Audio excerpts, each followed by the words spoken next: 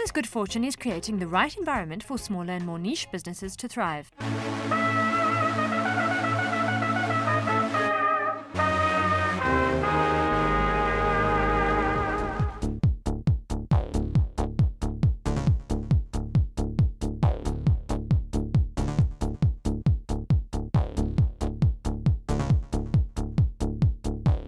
Just off Oxford Street in Osu, a cosmopolitan street in Accra, which shares the name of its London counterpart for good reason, is Ghana's foremost fashion designer.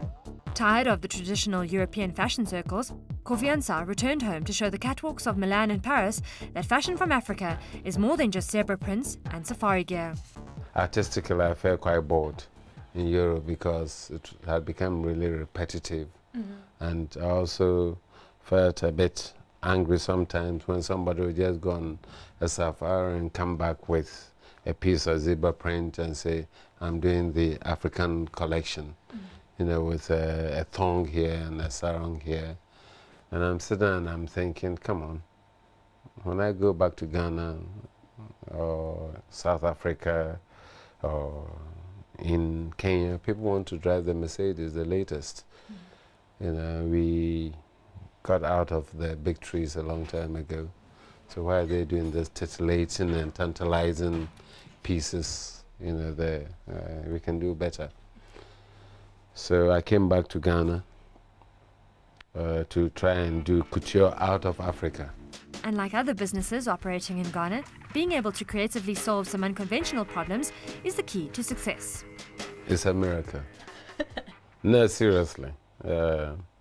I'm always moaning and whinging and complaining, but as they say, necessity is the mother of invention. I think it makes me more creative because I had an incident a fortnight ago. I'm going to do the couture show in Rome. We don't have any shoe manufacturing company in Ghana here. There are no Salvatore Ferragamo or Charles Jordan. I can go and say that, look, I want you to produce this, or even small manufacturers. So what happens? I'm having to recreate shoes. So I bought, you know, some shoe here, which at least I had about 16 of them, and I'm having them all converted, recovered, and everything to suit the garments which I'm creating, which will be very unique. So under such pressure, at times out of that necessity, it makes us more creative. I do my own thing because I always go for the niche market. And I'm trying to use what we have to show them how it can be used. And that's exactly what entrepreneurs Kweku Ansah and Sefo Gohoho are trying to do with their magazine Canoe. It might be an auxiliary business for now, but the magazine aims to do no less than to change perceptions of the so-called dark continent.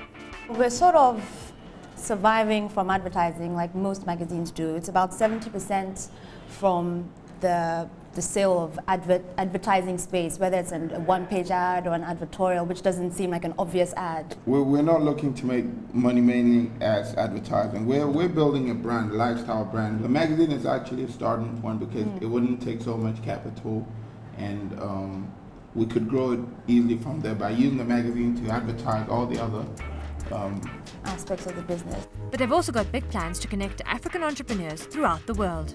From the beginning, we always profiled successful or inspirational people in the magazine, and that was very popular. So we've developed that idea and that concept, and we've got a business incubation network, which we're just about to launch in September, called FLOW, which stands for Future Leaders of the World.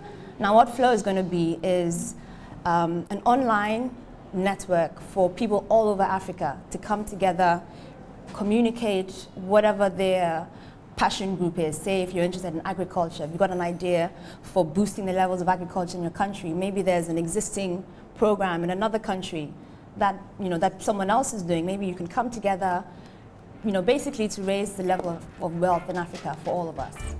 Entrepreneurship is thriving in Ghana, so much so that you can take what you do for a living right to the grave. Whether you're a fisherman, a cocoa farmer, or a pilot, there's an option for everyone. Fantasy coffins are a fairly recent art form emerging out of Ghana and are testament to the creative flair and the sense of humour you'll find throughout the country. They go for between $1,200 and $1,500 and have already developed an international market. Yeah, we have international orders, some from US, Denmark, Australia, South Africa. Some people from outside country, the Africa people, to come and order. So what would be the design for a television producer and a cameraman? Oh, if you like, I can make a TV for you. If you did, I can make a TV for you. If you like a cameraman is there, you can use the camera coffin for him. Everything is like your professional work. As you can see, everything about doing business in Ghana is absolutely unique, from start to finish. Doing Business in Africa is winner of the Best TV Feature of the Diageo Africa Business Reporting Awards.